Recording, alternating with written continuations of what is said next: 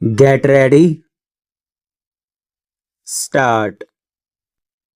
Now, I would like to say that with this measure we are now adopting, to my mind, it will not be possible to have this system or any other system functioning effectively.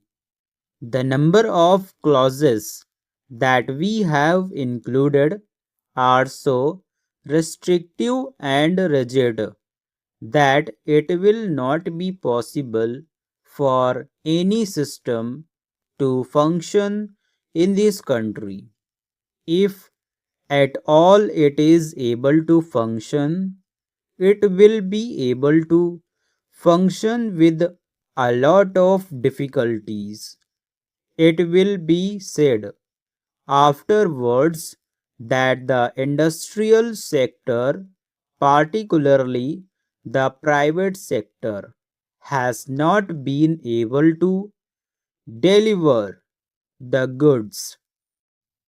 I would like to warn the government that if anything happens in the future in which industrial production or production in the private sector has not gone up, it would be not because of any lack of efforts on the part of the private sector, but because of the measure that we are now adopting. I have mentioned several times how this particular bill is very restrictive and how it will hamper the normal growth of companies in this country. It is a pity that when we are on the threshold of the second 5-year plan, such a measure should be passed in this House. I would now like to make a few observations about the speeches of some of the honorable members. Here, Sri Asoka Mehta justifies the restrictions on managing agents by saying that managing agents are no longer the main source of finance. He also argues that profits have been high and will continue to remain high, and therefore he would like to see the managing agents being paid on a sliding scale. He is in the habit of referring to a number of books and making quotations from a number of them published in America or in other countries, and particularly by some of the professors. I would also like to mention to him that even when companies are floated, it requires a certain amount of confidence amongst the investing public, and it is because a particular firm is managing a particular company that this confidence is created in the investing public. Even there, as the Honorable Finance Minister has said, there is a sort of overall tight control. New banks and insurance companies are not floated nowadays. What you have are the few banks which are existing and the few insurance companies that are existing. The other point is that the credit worthiness of the managing agency firm does count to a certain extent in getting credit from the banks and other financial institutions. Yesterday, it was mentioned by my honorable friend that the crux of the problem is the question of payment of remuneration to a particular managing agency system.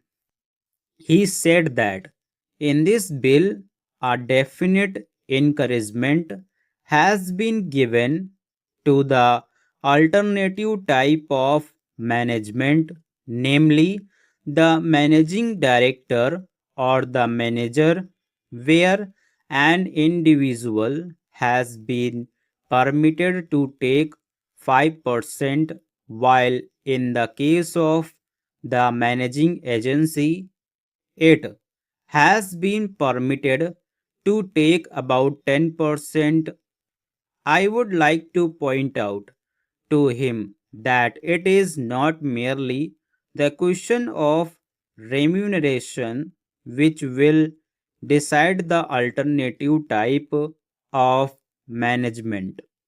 The remuneration is not a very important thing unless and until you allow a certain amount of flexibility for any system to function. It will not be possible to evolve any other system to take the place of the managing agency system in spite of so many cycles. You may find that those few business houses which are carrying on now may have to carry on the present basis. You may not find many new people coming in the field. Several times it has been mentioned in this house why the business community has not prescribed for itself a code of conduct in this connection. I would like to point out that a degree or diploma is essential for the profession, and in case of violation of the code, sanction should be provided by it to prevent a person from practicing the profession. Today, even Ashoka Mehta and Sri Sisi Saha can set up a grocery shop and become businessmen. Nobody lays down any condition for starting business, and nobody can prevent others from continuing it. But I would like to point out that with regard to the code of conduct, there is a certain amount of ethics, and there are certain standards and traditions on which business houses function.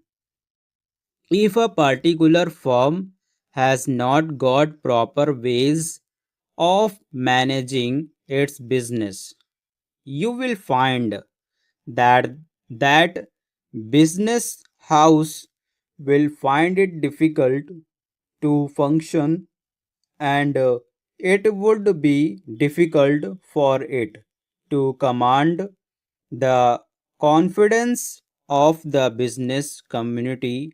It would not be possible for it to function as effectively as a firm which has proper ways of managing its business. that is sufficient as a code of conduct. It is not possible to prescribe a certain code of conduct in the manner it has been done for the profession in general. Stop.